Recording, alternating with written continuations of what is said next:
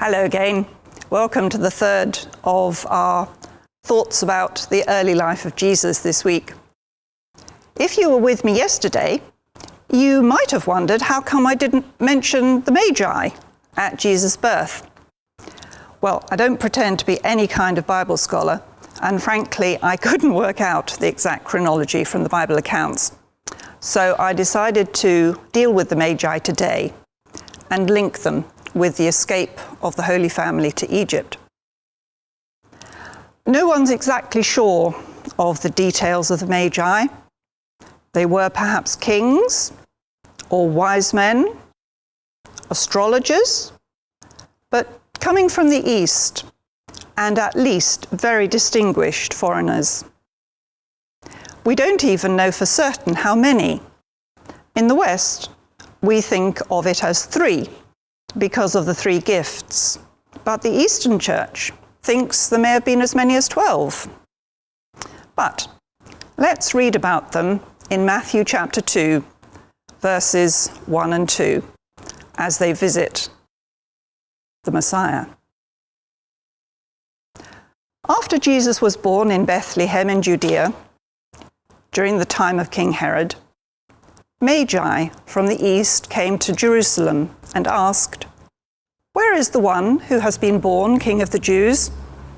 We saw his star when it rose and have come to worship him." Now, things are not always as they seem, and in fact, different people reacted differently to the visit. Verses 7 to 12. Then Herod called the Magi secretly and found out from them the exact time the star had appeared. He sent them to Bethlehem and said, "Go, search carefully for the child, and as soon as you find him, report to me, so that I too may go and worship him." After they had heard the king, they went on their way. And the star they had seen when it rose went ahead of them until it stopped over the place where the child was. When they saw the star, they were overjoyed. On coming to the house, they saw the child and his mother Mary, and they bowed down and worshipped him.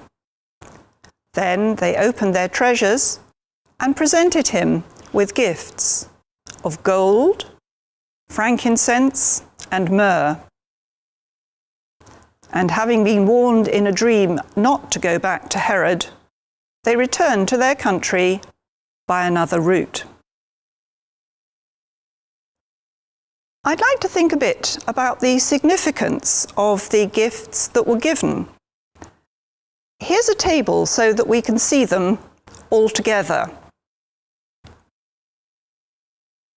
So you've got gold, incense or frankincense, and myrrh running across the top, and going down the way, what they were symbolic of, who they might be a gift for, what it signifies, and what it was used for. So you can see in this table, it suggests some possible meanings of the gifts.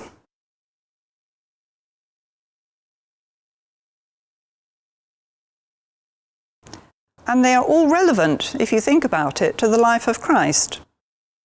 You might like to take a moment to ponder on some of them.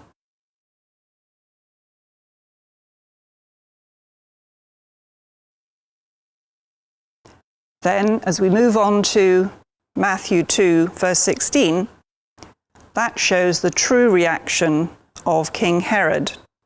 He does not want his authority threatened. When Herod realized that he had been outwitted by the Magi, he was furious and gave orders to kill all the boys in Bethlehem and its vicinity who were 2 years old and under, in accordance with the time he had learned from the Magi. God has 2 further messages that he delivers in 2 dreams to Joseph as head of the household. Let's hear them. Verse 13, when they had gone, An angel of the Lord appeared to Joseph in a dream. "Get up," he said.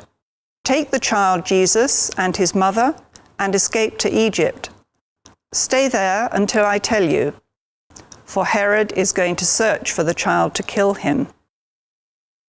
So he got up, took the child and his mother during the night, and left for Egypt, where he stayed until the death of Herod. And so was fulfilled what the Lord had said through the prophet, "Out of Egypt I called my son." So Joseph heard and obeyed, and the family did indeed flee to Egypt. But they didn't stay there forever. Matthew 2 from 19 onwards, the return to Nazareth. After Herod died, an angel of the Lord appeared in a dream to Joseph in Egypt and said, "Get up, take the child Jesus and his mother, and go to the land of Israel, for those who were trying to take the child's life are dead." So Joseph got up, took the child and his mother, and went to the land of Israel.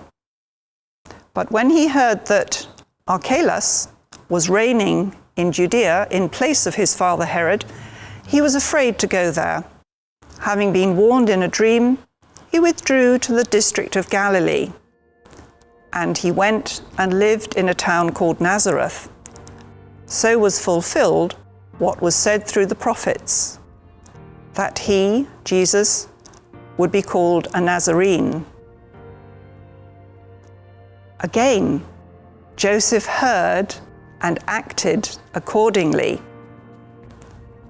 And perhaps we don't give Joseph enough credit in keeping the young Jesus safe from the power-crazed King Herod.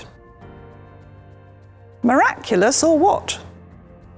See the star pierce the darkness, shining hope to all the earth. See the sky blaze with glory, angels praise the Savior's birth. See the joy, the dawning of the sun. Darkness flees, for love has come. The power of death will be undone. Christ is born.